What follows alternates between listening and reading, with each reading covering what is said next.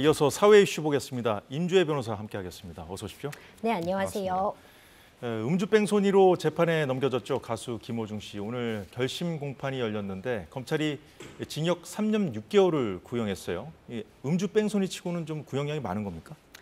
사안을 좀 살펴보면은요, 네. 김호중 씨가 갖고 있는 혐의들이 여러 가지가 있었습니다. 그러니까 음주 상태에서 차량에 사고를 냈고 결국 피해가 발생했기 때문에 위험운전치상 혐의가 적용이 되었습니다. 예. 많이들 이제 알고 계시는 것처럼 너무나도 시간이 많이 지난 다음에 음주 측정이 이루어졌기 때문에 위드마크 공식을 사용해도 음주 혐의를 입증하기엔 어려움이 있어서 네. 음주 혐의 자체는 이번에 기소에서 빠졌지만 여전히 운전을 정상적으로 하기 곤란한 상태를 술로서 유발해서 어떤 사람을 다치게 했다는 부분, 위험운전치상이 적용이 되고요. 예. 그리고 뺑소니라고 불리는 도주치상 혐의, 그 외에도 어떤 이 국익이나 법익을 심계하게 좀 침해했다고 볼 수 있는 어떤 중간에 운전자 바꿔치기 혐의를 교사한 부분이라던가 네. 증거를 인멸하려고 했던 시도들, 이런 부분들, 그러니까 여러 가지 혐의들을 받고 있기 때문에 지금 징역 3년 6개월이라는 그런 구형이 나왔다고 볼 수 있을 것 같고요.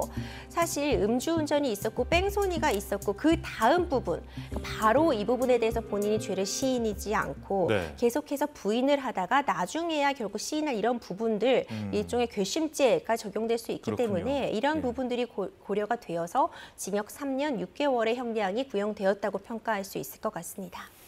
자, 이른바 술타기 수법이라고 하죠. 그 수법으로 음주운전 혐의는 피했는데 결국에는 김호중 씨가 마신 술의 양은 밝혀내지 못한 거죠.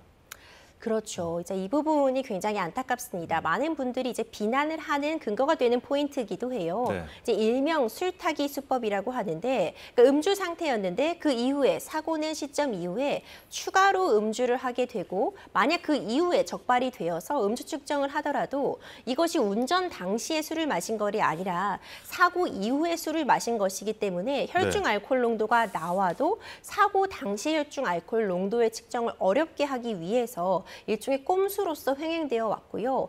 이 부분에 대해서 김호중 씨도 혐의를 피하기 어려운 상황이죠. 하지만 처벌할 수 있는 그런 근거가 지금 최근에 개정안이 만들어져 있는 상황이기 때문에 예. 김호중 씨에겐 적용할 수 없는 부분이고 결국 너무나도 많은 시간이 지난 다음에야 실제로 음주 혐의에 대해서 본인이 시인했기 때문에 음주 혐의 자체는 이번에 기소에서 빠졌지만 그래도 음주라는 사실이 충분히 양형에 있어서는 고려가 될 수밖에 없다고 보이고요.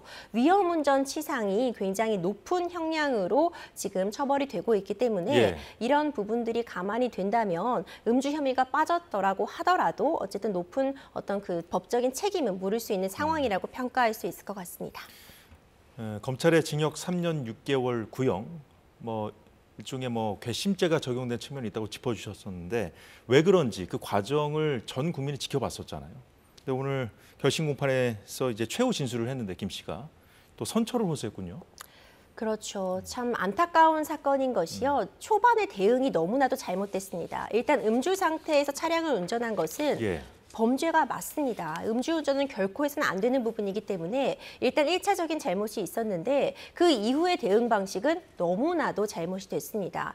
바로 사고 후에 당연히 내려서 예. 다친 부분이 있다면 이 부분에 대해서 구조를 하고 신고를 하고 이 절차가 있어야 되는데 그대로 일단 그 사고 현장을 빠져나갔잖아요. 그 이후에는 운전자를 바꿔치기 하려는 시도, 그 외에 증거 인멸하려는 시도 이런 부분들이 최초에 저지른 범죄와 더불어서 더 큰 범죄로 나아간 그런 상황입니다. 네. 그리고 굉장히 오랜 시간 동안 범행을 부인하다가 결국은 모든 범행을 시인을 했고요. 이번이 3차 공판 기일이었고 앞선 두 번째 공판 기일에서부터는 김호중 씨도 모든 혐의에 대해서 인정하고 반성하고 있다는 의견을 계속해서 피력을 하고 있습니다. 예. 그리고 이번에서도 최후 변론에서도 마찬가지 내용을 진술을 했어요. 정말 잘못했다. 그리고 피해에 대해서 내가 그래도 피해자와는 합의를 했지만 여전히 국민들에게 죄송하고 반성한 마음이다. 이런 부분을 밝히고는 있지만 예. 어쨌든 저지른 죄에 대한 죄값은 반드시 치러야만 하는 그런 상황이라고 평가할 수 있습니다. 그렇군요. 자, 검찰은 이제 3년 6개월 구형했는데 이제 1심 선고를 앞두고 있지 않습니까? 이 재판부, 이게 법원하고 좀 달리 볼 만한 그런 쟁점 사안들이 있을까요? 1심 선고가 11월 13일에 있을 예정입니다.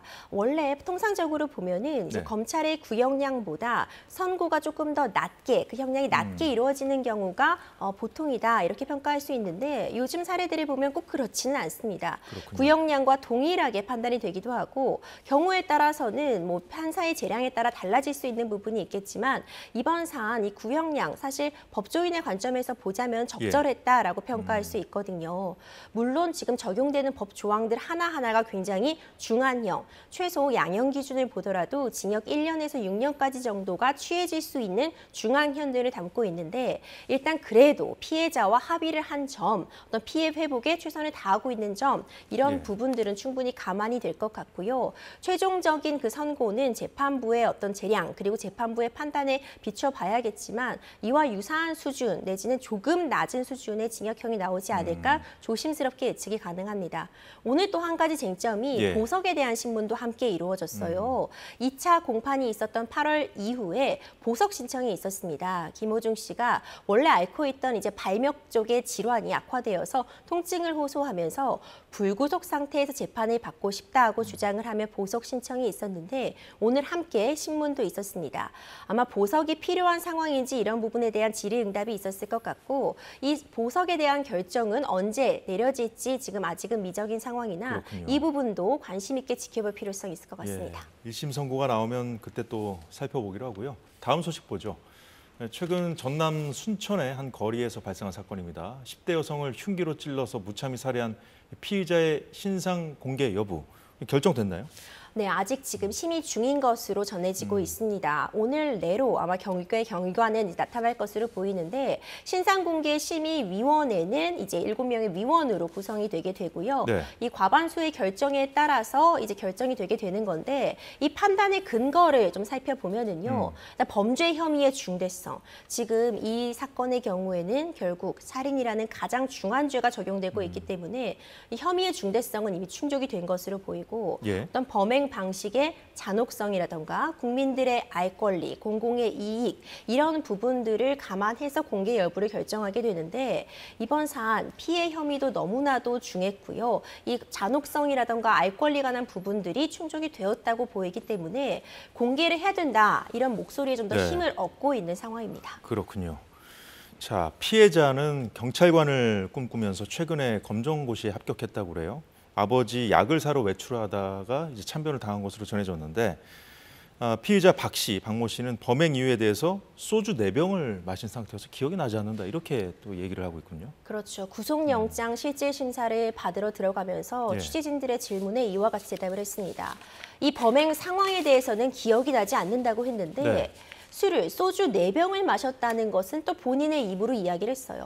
그럼 소주 4병을 마신 것은 기억이 나고 범행 상황은 기억이 나지 않는다는 이 말 자체가 저는 너무나도 모순적이고 책임을 회피하기 위한 것이 아닌가 이런 의심을 지울 수가 없고요. 피해자는 10대 여학생이었습니다.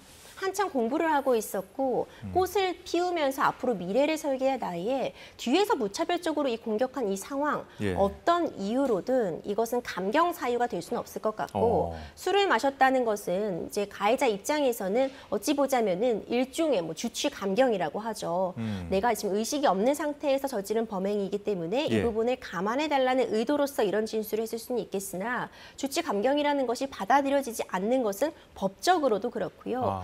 그리고 지금 보더라도 워낙 이 범인이 너무나도 잔혹한 방식 그리고 흉기를 이미 휴대하고 있었기 때문에 어떤 계획성이 없었다면 흉기를 휴대하고 밤거리를 배회할 이유가 전혀 없거든요.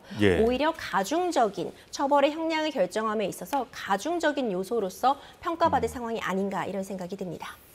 네, 잘 들었습니다. 오늘 사회 이슈는 여기까지 보도록 하겠습니다. 임주혜 변호사였습니다. 고생하셨습니다. 네, 사사건건 오늘 순서 여기서 모두 마치겠습니다. 저희는 모레 수요일 날 다시 인사드리겠습니다. 시청해주셔서 고맙습니다.